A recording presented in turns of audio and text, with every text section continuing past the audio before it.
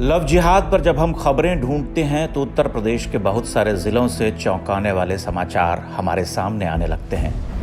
कभी सहारनपुर, कभी मेरठ, कभी उन्नाव, कभी बुलंदशहर, कभी कानपुर, कभी शाहजहांपुर, कभी बरेली।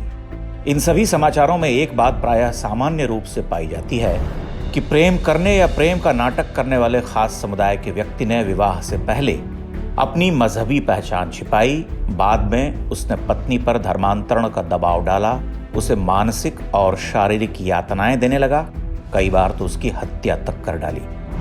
लव जिहाद, इस शब्द युग पर लंबी बहस चली है, बरसों से चलती आ रही है। दिलचस्प ये कि लव जिहाद शब्द युग का प्रयोग भारत में सबसे पहले केरल में किया गया।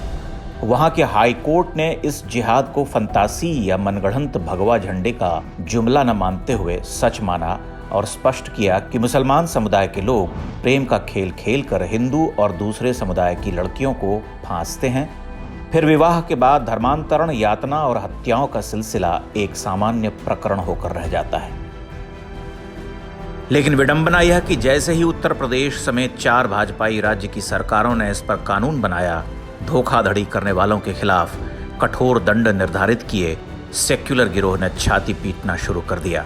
उथली भावुकता से भरे लेख लिखे जाने लगे, कथित गंगा जमनी तहजीब का रोना चालू हो गया, प्यार पर पहरा, 2 लोगों के स्वच्छंद प्रेम पर सांप्रदायिक राजनीति और भारतीय समाज का भगवाकरण करने जैसे समाचारों, लेखों से अखबार, वेबसाइट्स, पोर्टल आदि पटने लगे।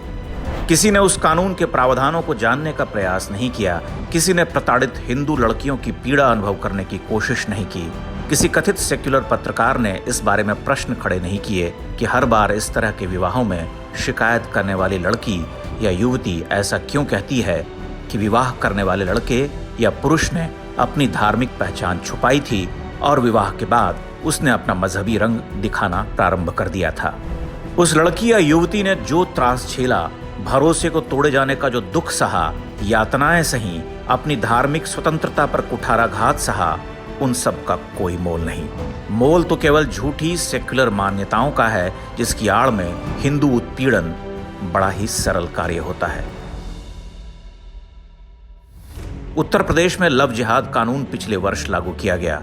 कानून को लागू किए जाने के महीने भर बाद ही 14 केस दर्ज हो गए और 51 गिरफ्तारियां हुई। जो 14 केस कानून लागू होने के 1 माह बाद दर्ज किए गए, उनमें से 13 घटनाओं में हिंदू महिलाओं ने धर्म परिवर्तन के लिए दबाव बनाने का आरोप लगाया था। स्वयं मुख्यमंत्री योगी आदित्यनाथ ने एक चैनल के साक्षात्कार में मेरठ की एक घटना का उदाहरण दिया था, जिसमें आरोपी असलम ने पहचान छुपाकर शादी की थी और शादी के बाद हिंदू पत्नी बेटी को मार डाला था। योगी आदित्यनाथ की सरकार ने 2020 में जबरन धर्मांतरण को रोकने के लिए जिस कानून को पास किया है, उसका उद्देश्य विवाह से पहले झूठ बोलकर ठगी को रोकना और गैर कानूनी धर्म परिवर्तन के विरुद्ध प्रावधान लाना रहा है। योगी सरकार ने इसे कानून का रूप देकर स्पष्ट कर दिया कि प्रेम के नाम पर धोखाधड़ी और कुत्सित मानसिकता का व्यापार अब सफल नहीं हो सकता। लव जिहाद पर 10 साल तक की सजा और जुर्माने का प्रावधान है।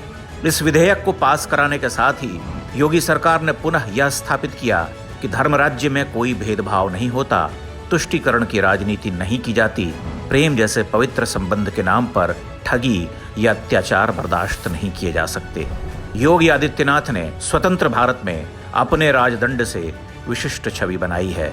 यह छवि असाधारण सन्यासी सेवक की है, जो सत्ता चलाने के लिए केवल धर्म और न्याय के रास्ते पर चलता है। उसके सामने राजनीति के तुच्छ हित साधन निरर्थक है।